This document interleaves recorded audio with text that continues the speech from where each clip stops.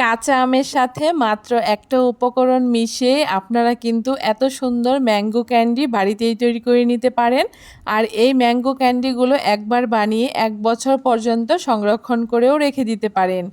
নমস্কার বন্ধুরা, মন কিচেনে আপনাদের সবাইকে স্বাগত। আশা করি আপনারা সবাই খুব ভালো আছেন। আজকে খুব সহজে কাঁচা আমের ম্যাঙ্গো ক্যান্ডি তৈরি করে দেখাচ্ছি।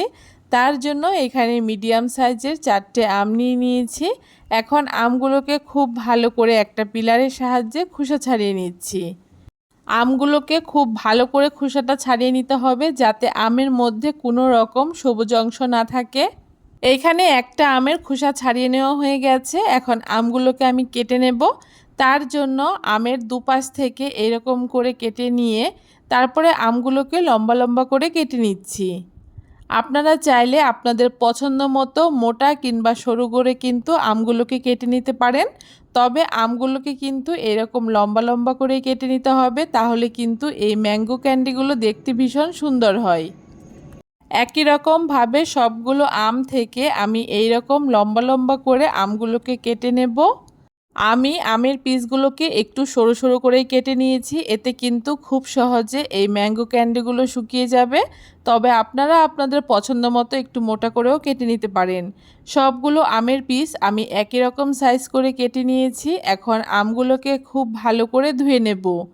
আমগুলোকে খুব ভালো করে ধুয়ে নেওয়ার পরে এখন উনানে একটা কড়াই বসিয়ে দিয়েছি, আর কড়াইতে বেশ অনেকটা পরিমাণে জল দিয়ে তার মধ্যে পরিমাণ মতো নুন দিয়ে দিয়েছি। জলটা একটু গরম হয়ে গেলে আগে থেকে ধুয়ে রাখা আমের টুকরোগুলোকে আমি জলের মধ্যে দিয়ে দিচ্ছি।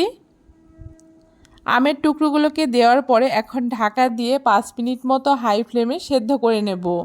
আমগুলো কিন্তু একদম খুব বেশি নরম করে সেদ্ধ করা যাবে না। হালকা একটু সেদ্ধ হয়ে গেলেই আমগুলোকে খুব ভালো করে জল ঝরিয়ে তুলে নিতে হবে। এভাবে করে এক এক করে সবগুলো আম আমি জল ঝরিয়ে তুলে নেব। আর অবশ্যই চেষ্টা করবেন আমগুলো যাতে খুব বেশি সেদ্ধ না হয়ে যায়। আমগুলো খুব বেশি সেদ্ধ হয়ে গেলে কিন্তু এই ম্যাঙ্গো ক্যান্ডিগুলো খুব বেশি ভালো হবে না। সবগুলো আম তুলে নেওয়ার পরে এখন আমগুলো গরম থাকা অবস্থাতেই এখানে আমি 1 কাপ মতো চিনি দিয়ে দিচ্ছি। এখন আলতো হাতে আমের সাথে চিনিটাকে খুব ভালো করে মিশিয়ে নেব। আর এই কাজটা কিন্তু আমগুলো গরম থাকা অবস্থাতেই করতে হবে। খুব ভালো করে একটুখানি চিনিটাকে আমের সাথে মিশিয়ে নেওয়ার পরে এখন আমগুলোকে আমি এইভাবে করে ঢাকা দিয়ে রেখে দেব 1 দিনের জন্য। 1 দিন আমগুলোকে চিনির সাথে আমি ঢাকা দিয়ে রেখেছিলাম, আর চিনিগুলো গলে আমটা কিন্তু বেশ অনেকটা শক্ত হয়ে গেছে, আর আমের ভেতরে পরিমাণ মতো চিনির রস ঢুকে গেছে। এখন এক একটা করে আমের পিসগুলোকে তুলে নিচ্ছি, আর একটা থালার মধ্যে আমের পিসগুলোকে ছড়িয়ে দিচ্ছি। এভাবে করে থালার মধ্যে আমি আমের পিসগুলোকে ছড়িয়ে দিয়ে 1 থেকে 2 দিন মতো এই আমের টুকরোগুলোকে রোদে শুকিয়ে নেব। আপনারা চাইলে পাখার তলায় রেখেও কিন্তু এই আমগুলোকে শুকিয়ে নিতে পারেন। দেখুন, আমি 2 দিন রোদে দেওয়ার পরে আমের এই ম্যাঙ্গো ক্যান্ডিগুলো আমার একদম তৈরি হয়ে গেছে। আর দেখতে কতটা সুন্দর হয়েছে দেখে নিশ্চয়ই বুঝতে পারছেন। আর খেতেও হয়েছিল খুব সুন্দর। কেমন লাগলো আজকের এই ম্যাঙ্গো ক্যান্ডির রেসিপি অবশ্যই কমেন্ট করে জানাবেন।